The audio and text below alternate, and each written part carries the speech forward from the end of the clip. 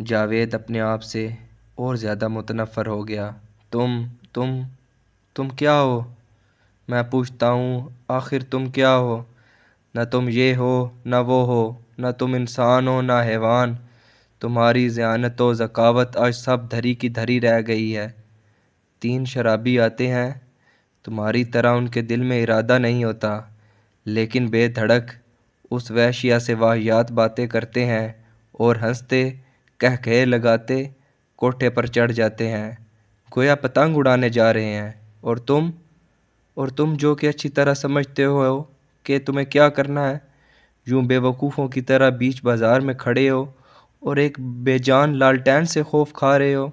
تمہارا ارادہ اس قدر صاف اور شفاف ہے، لیکن پھر بھی تمہارے قدم آگے نہیں بڑھتے۔ لعنت ہو تم پر۔ جاوید کے اندر ایک لمحے کے لیے خود انتقامی کا جذبہ پیدا ہوا۔ اس کے قدموں میں جنبش ہوئی اور موری پھاند کر وہ مائی جیواں کے کوٹھے کی طرف بڑھا۔ قریب تھا کہ وہ لپک کر سیڑھیوں کے پاس پہنچ جائے کہ اوپر سے ایک آدمی اترا۔ جاوید پیچھے ہٹ گیا۔ غیر ارادی طور پر اس نے اپنے آپ کو چھپانے کی کوشش بھی کی، لیکن کوٹھے پر سے نیچے آنے والے آدمی نے اس کی طرف کوئی توجہ نہ دی۔ اس آدمی نے اپنا ململ کا کرتا اتار کر کاندھے پر دھرا تھا اور دائیں کلائی میں موتیوں کے پھولوں کا مسلا ہوا ہار لپیٹا تھا۔ اس کا بدن پسینے سے شرابور ہو رہا تھا۔ جاوید کے وجود سے بے خبر وہ اپنے تہمت کو دونوں ہاتھوں سے گھٹنوں تک اونچا کیے نانکشائی اینٹوں کا اونچا نیچا فرش طے کر کے موری کے اس پار چلا گیا، اور جاوید نے سوچنا شروع کیا کہ اس آدمی نے اس کی طرف کیوں نہیں دیکھا۔ اس دوران میں اس نے لالٹین کی طرف دیکھا تو وہ اسے یہ کہتی معلوم ہوئی، تم کبھی اپنے مقصد میں کامیاب نہیں ہو سکتے، اس لیے کہ تم ڈرپوک ہو۔ یاد ہے تمہیں پچھلے برس برسات میں جب تم نے اس ہندو لڑکی اندرا سے اپنی محبت کا اظہار کرنا چاہا تو تمہارے جسم میں سکت نہیں رہی تھی؟ کیسے کیسے بھیانک خیال تمہارے دماغ میں پیدا ہوئے تھے، یاد ہے؟ تم نے ہندو مسلم فساد کے متعلق بھی سوچا تھا اور ڈر گئے تھے۔ اس لڑکی کو تم نے اسی ڈر کے مارے بھلا دیا، اور حمیدہ سے تم اس لیے محبت نہ کر سکے کہ وہ تمہاری رشتہ دار تھی، اور تمہیں اس بات کا خوف تھا کہ تمہاری محبت کو غلط نظروں سے دیکھا جائے گا۔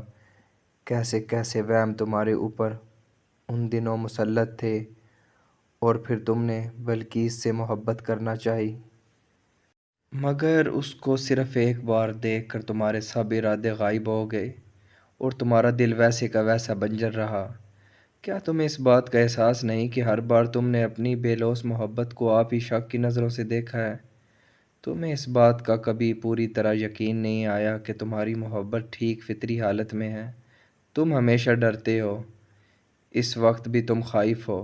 یہاں گھریلو عورتوں اور لڑکیوں کا سوال نہیں، ہندو مسلم فساد کا بھی اس جگہ کوئی خدشہ نہیں، لیکن اس کے باوجود تم کبھی اس کوٹھے پر نہیں جا سکو گے۔ میں دیکھوں گی تم کس طرح اوپر جاتے ہو۔ جاوید کی رہی سہی ہمت بھی پست ہو گئی۔ اس نے محسوس کیا وہ واقعی پرلے درجے کا ڈرپوک ہے۔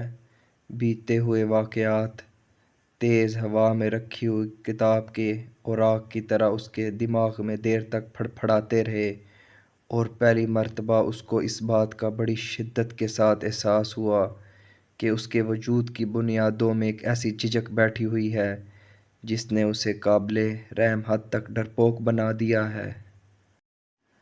سامنے سیڑھیوں سے کسی کے اترنے کی آواز آئی تو جاوید اپنے خیالات سے چونک پڑا۔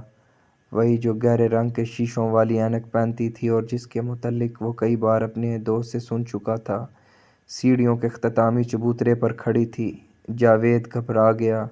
قریب تھا کہ وہ آگے سرک جائے کہ اس نے بڑے بھدے طریقے پر سے اسے آواز دی، اجی ٹھہر جاؤ میری جان، گھبراؤ نہیں، آؤ آؤ۔ اس کے بعد اس نے پچکارتے ہوئے کہا، چلے آؤ، آ جاؤ۔ یہ سن کر جاوید کو ایسا محسوس ہوا کہ اگر وہ کچھ دیر وہاں ٹھہرا تو اس کی پیٹھ میں دم اگ آئے گی جو وحشیہ کے پچکارنے پر ہلنا شروع کر دے گی۔ اس احساس سمیت اس نے چبوترے کی طرف گھبرائی ہوئی نظروں سے دیکھا۔ مائیں جیوا کے کبا خانے کی اس اینک چڑھی لونڈیا نے کچھ اس طرح اپنے بالائے جسم کو حرکت دی کہ جاوید کے تمام ارادے پکے ہوئے بیروں کی مانند جھڑ گئے۔ اس نے پھر پچکارا، آؤ میری جان، اب آ بھی جاؤ۔ جاوید اٹھ بھاگا۔ موری پھاند کر جب وہ بازار میں پہنچا تو اس نے ایک ایسے قہقہے کی آواز سنی جو خطرناک طور پر بھیانک تھا۔ وہ کانپ اٹھا۔ جب وہ اپنے گھر کے پاس پہنچا تو اس کے خیالات کے ہجوم میں سے دفعتاً ایک خیال رینگ کر آگے بڑھا جس نے اس کو تسکین دی۔ جاوید، تم ایک بہت بڑے گناہ سے بچ گئے، خدا کا شکر بجا لاؤ۔